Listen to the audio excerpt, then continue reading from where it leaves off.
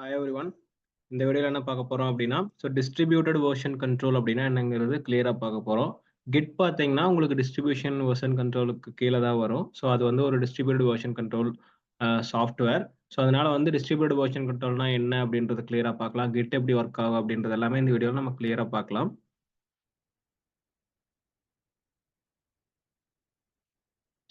First பார்த்தீங்கன்னா, Git வந்து ஒரு டிஸ்ட்ரிபியூட்டட் வெர்ஷன் கண்ட்ரோல் சிஸ்டம்.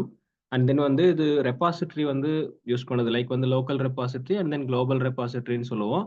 எந்த ஒரு டேட்டாவா இருந்தாலும் அதோட வெர்ஷன, அதாவது எந்த ஒரு கோடா இருந்தாலும் அதோட வெர்ஷன வந்து நம்ம ரெபாசிட்டரியில ஸ்டோர் பண்ணி வைப்போம்.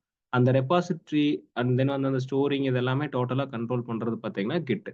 லோக்கல் ரெபாசிட்டரின்னு சொல்லுவோம். இன்னொன்னு ரிமோட் ரெபாசிட்டரின்னு சொல்லுவோம். இந்த லோக்கல் ரெபாசிட்டரியில வந்து ஒரு கோட் கிரியேட் பண்றோம் அப்படின்னா, அதோட மல்டிபிள் வெர்ஷன்ஸ் நம்ம கிரியேட் பண்ணுவோம்.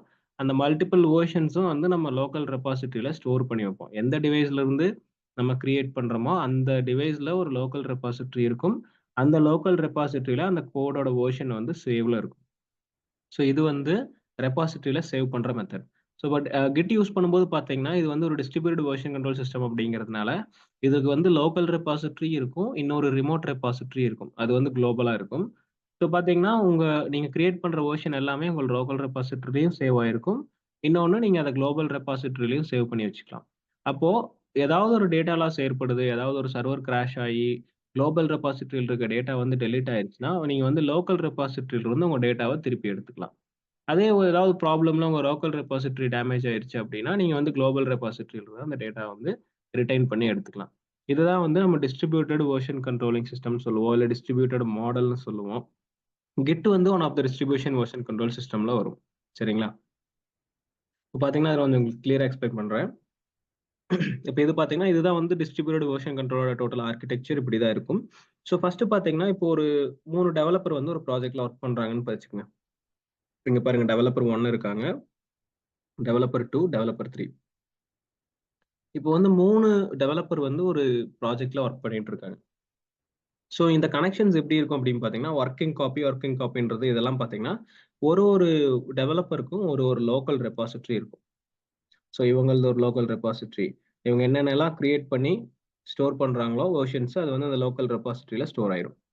நான் வந்து லோக்கல் ரெப்போ அப்படின்னு சொல்லி குடுத்துருக்கேன். ரெபாசிட்டரின்றது பார்த்தீங்கன்னா, ஒரு ஸ்டோரேஜ் ஏரியா. ஒரு ஃபோல்டரா இருக்கும். உங்க சிஸ்டம்ல ஒரு ஃபோல்டர் அத வந்து ரெபாசிட்டரின்னு சொல்லுவோம். இந்த ஒரு டெவலப்பரும் ஒரு லோக்கல் ரெபாசிட்டரி வச்சிருக்காங்க. இந்த லோக்கல் ரெபாசிட்டரில இருக்கிறவங்க என்ன பண்றாங்கன்னா, ஒரு கோட் ஒண்ணு கிரியேட் பண்ணிட்டு அத வந்து கமிட் பண்றாங்க. கமிட் பண்றதுன்னா, லோக்கல் ரெபாசிட்டரில அந்த வெர்ஷன சேவ் பண்ணி வைக்கிறது. லோக்கல் ரெபாசிட்டரில அந்த வெர்ஷன சேவ் பண்ணி வச்சுப்பாங்க. சேவ் பண்ணி வச்சுட்டு அதுக்கப்புறம் லோக்கல் ரெபாசிட்டரில அந்த அவங்க கிரியேட் பண்ண கோடோட வெர்ஷன் வந்து சேவ் ஆயிருச்சுன்னு வச்சுக்கங்க. அந்த வெர்ஷன் வந்து அங்க சேவ் ஆயிருச்சு. இந்த வெர்ஷன் என்ன பண்ணுவாங்க அப்படின்னா, ஒன்ஸ் லோக்கல் ரெபாசிட்டரியில கமிட் பண்ணும்போது சேவ் ஆயிரும். சேவ் ஆனதுக்கு அப்புறம் அத வந்து புஷ் பண்ணுவாங்க. எங்க புஷ் பண்ணுவாங்கன்னா, மெயின் ரெபாசிட்டரின்றது இது வந்து ஒரு ரிமோட் ரெபாசிட்டரின்னு சொல்லலாம். இல்ல குளோபல் ரெபாசிட்டரின்னு சொல்லலாம். இந்த ரிமோட் ரெபாசிட்டரி இல்ல குளோபல் ரெபாசிட்டரி வந்து இன்டர்நெட்ல இருக்கும். இதோட பார்த்தீங்கன்னா, மத்த டெவலப்பர்ஸ் எல்லாமே கனெக்ட் ஆயிருப்பாங்க. ஒரே ப்ராஜெக்ட்ல இருக்கிறவங்க. இவரு வொர்க் பண்ணிட்டு அந்த டேட்டாவ புஷ் பண்ணுவாரு. அது வந்து ரிமோட் ரெபாசிட்டரிக்கு போயிரும்.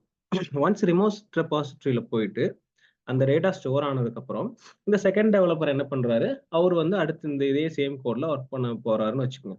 அப்ப அவரு என்ன பண்ணுவாரு, இங்க இருந்து புல் பண்ணிப்பாரு. புஷ் பண்ண மாட்டாரு. அந்த டேட்டாவ எடுக்கிறதுக்கு புல் பண்ணுவாரு.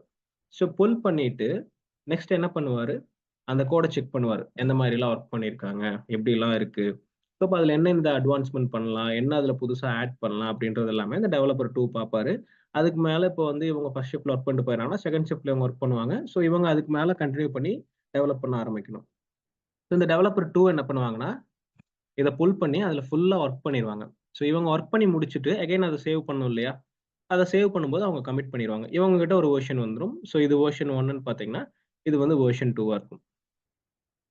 செகண்ட் வெர்ஷன் இவங்க கிரியேட் பண்றாரு இந்த டெவலப்பர் 2 அண்ட் தென் அத கமிட் பண்ணி லோக்கல் ரெபாசிட்டரியில சேவ் பண்றாரு. கமிட் பண்ணிட்டாலே லோக்கல் ரெபாசிட்டரியில ஸ்டோர் ஆயிரும். லோக்கல் ரெபாசிட்டரியில ஸ்டோர் பண்ணிட்டு அகைன் அவர் வந்து அத புஷ் பண்றாரு. எங்க புஷ் பண்றாரு? ரிமோட் ரெபாசிட்டரிக்கு புஷ் பண்றாரு.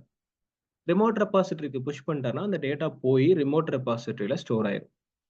ஒன்ஸ் இது வந்து ரிமோட் ரெபாசிட்டரியில ஸ்டோர் ஆயிருச்சு அப்படின்னா, அதுக்கு அடுத்து டெவலப்பர் 3 வராரு. டெவலப்பர் 3 என்ன பண்றாரு? சேம் அதே கோட அவர் எடுத்து வொர்க் பண்ணணும். அப்போ அவர் என்ன பண்ணுவார், புல் பண்ணுவார். ஸோ டெவலப்பர் 3 வந்து அந்த டேட்டாவை புல் பண்ணி இங்க எடுத்து அவர் ஒர்க் பண்ணுவார். அவர் ஒர்க் பண்ணி முடிச்சதுக்கப்புறம் அவர் பண்ண சேஞ்சஸ் எல்லாத்தையும் வெர்ஷன் 3 கமிட் பண்ணிடுவார். ஸோ இப்போ இங்க ஒரு ட்ரீ இருக்கு. இந்த ட்ரீல 3 வெர்ஷன் இருக்கு. Version 1, version 2, version 3. ஸோ இந்த டெவலப்பர் 3 வந்து வெர்ஷன் 3 கிரியேட் பண்ணிட்டு அதுக்கப்புறம் அவர் அதை கமிட் பண்றாரு. கமிட் பண்ணும்போது என்ன ஆகும், அவரோட லோக்கல் ரெபாசிட்டரியில அந்த வெர்ஷன் வந்து ஸ்டோர் ஆயிடும். லோக்கல் ரெபாசிட்டரியில ஒரு வெர்ஷன் ஸ்டோர் ஆனதுக்கப்புறம் என்ன பண்ணிடுவார், அகைன் அவர் புஷ் பண்ணிடுவாரு. எங்க புஷ் பண்ணிட்டு போயிடுவாரு, மெயின் ரெபாசிட்டரி, அதாவது ரிமோட் ரெபாசிட்டரியில அவர் வந்து சேவ் பண்ணிடுவார். ஸோ ஒன்ஸ் இந்த ரொட்டீன் அப்படியே ஃபாலோ ஆகிட்டே இருக்கும். தென் அடுத்து என்ன பண்ணுவாங்க, இந்த டெவலப்பர் 1 மறுபடியும் என்ன பண்ணுவாரு, ஸோ அவர் வந்து என்னென்ன ஒர்க்லாம் பண்ணியிருக்காங்க இவங்கெல்லாம் அப்படின்னு செக் பண்ணிட்டு எத்தனை வெர்ஷன் கிரியேட் ஆயிருக்குன்னு செக் பண்ணி பார்ப்பாரு. 3 வெர்ஷன் கிரியேட் ஆயிருக்கு.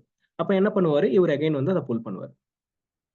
இவர் புல் பண்ணிட்டு எகைன் வந்து அதுல ஒர்க் பண்ணுவாரு. எப்படியெல்லாம் ஒர்க் பண்ணியிருக்காங்க என்னன்றதெல்லாம் செக் பண்ணிட்டு அதுக்கு அவர் எங்கிருந்து கண்டினியூ பண்ணணும் அப்படின்ற ஒரு ஐடியா கிடைக்கும். அதுக்கப்புறம் கண்டினியூ பண்ணுவாரு. அப்டேட் அந்த கோட்ஸ்ல என்னென்ன அப்டேட் பண்ணணுமோ அதை பண்ணுவாரு. அதுக்கு மேல கண்டினியூ பண்ணி ஒர்க் பண்ணி அவர் ஒர்க் முடியும் போது அடுத்து என்ன ஆகும், நியூ வெர்ஷன் கிரியேட் ஆகும். அது வந்து வெர்ஷன் 4. வெர்ஷன் 4 கிரியேட் ஆனோடனே அந்த கோடை கமிட் பண்ணுவாரு. ஸோ அப்டேட்டிங் வந்து நடந்துட்டே இருக்கும். அதனால தான் இங்க இருக்கு பார்த்தீங்கன்னா தெரியும். இந்த இடத்துல ஒரு அப்டேட் பண்ணிட்டு திருப்பி அகைன் என்ன பண்ணாரு, புஷ் பண்ணுவாரு. புஷ் பண்ணிட்டாருன்னா அகைன் அடுத்து டெவலப்பர் 2 வருவாரு. அவர் புல் பண்ணி ஒர்க் பண்ணி புஷ் பண்ணுவாரு. ஸோ இந்த மெத்தட்ல தான் பார்த்தீங்கன்னா டிஸ்ட்ரிபியூட்டட் வெர்ஷன் கண்ட்ரோல் ஒர்க் ஆகும். ஸோ இந்த டிஸ்ட்ரிபியூஷன் வெர்ஷன் கண்ட்ரோல் யூஸ் பண்ணும்போது என்ன ஒரு அட்வான்டேஜ் அப்படின்னு பார்த்தீங்கன்னா, ஒருவேளை இப்போ வந்து டெவலப்பர் 1ஓட சிஸ்டம் வந்து கிராஷ் ஆயிருச்சு. அவரோட சிஸ்டம் கிராஷ் ஆனதுனால ஒரு லோக்கல் ரெபாசிட்டரியில் இருக்க எந்த டேட்டாவையும் எடுக்க முடியல. வெர்ஷன் 1 இருக்கு, வெர்ஷன் 4 2 வெர்ஷன் வச்சிருக்காரா? இந்த 2 வெர்ஷன் அவர்னால வந்து எடுக்க முடியல. அப்போ அவர் எங்கிருந்து எடுக்கலாம்? புதுசா ஒரு லேப்டாப் வாங்குறாரு. அதுல இருந்து கனெக்ட் பண்ணணும் அப்படின்னா, அவரு புது லேப்டாப்ல ஒரு ரெபாசிட்டரி கிரியேட் பண்ணி, அவர் இந்த ரிமோட் ரெபாசிட்டரி கூட கனெக்ட் பண்ணாருன்னா, இந்த 2 வெர்ஷன் அவர் கிரியேட் பண்ண வெர்ஷன்ஸ் திருப்பி அவர்னால எடுக்க முடியும். அதோட சேர்த்து இந்த வெர்ஷன் 2 வேணாலும் பார்த்துக்க முடியும். வெர்ஷன் 3 வேணாலும் பார்த்துக்க முடியும். ஸோ அப்ப அவரு சிஸ்டம் டோட்டலா கொலாப்ஸ் ஆனா கூட, அவர்னால வந்து அவர் வெர்ஷன்ஸ் திருப்பி எடுத்துக்க முடியும். ஏன்னா, அவர் டேட்டாவ மெயின் ரெபாசிட்டரியில ஸ்டோர் பண்ணி வச்சிருக்காரு. சரிங்களா? இது ஒரு பெரிய advantage. And then some cases ஏதோ ஒரு காரணத்தினால இந்த ரிமோட் ரெபாசிட்டரி கிராஷ் ஆயிருதுன்னு வச்சுக்கோங்க. ஏதாவது சர்வர் கிராஷ் ஆயிருது. ஏதோ ப்ராப்ளம்னால இந்த மெயின் ரெபாசிட்டரியில ரிமோட் ரெபாசிட்டரி கிராஷ் ஆயிருது. ஸோ இது கிராஷ் ஆயிருச்சு அப்படின்னா, எப்படி உங்க டேட்டாவெல்லாம் திருப்பி எடுக்க முடியும்? இங்க பார்த்தீங்கன்னா, இவர் டெவலப்பர் 1 கிட்ட 2 வெர்ஷன் இருக்கு. வெர்ஷன் 1, 4 இருக்கு. டெவலப்பர் 2 பார்த்தீங்கன்னா, அவரோட வெர்ஷன் 2 வந்து சேஃபா வச்சிருக்காரு.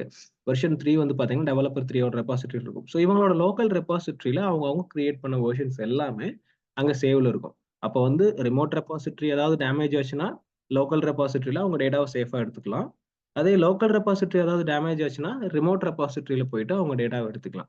ஸோ இதனால டேட்டா லாஸோட பாசிபிலிட்டி ரொம்ப லெஸ். ஏதோ ஒரு இடத்துல அவங்களோட டேட்டா வந்து அவங்க திருப்பி ரீடைன் பண்ணி எடுத்துக்கலாம்.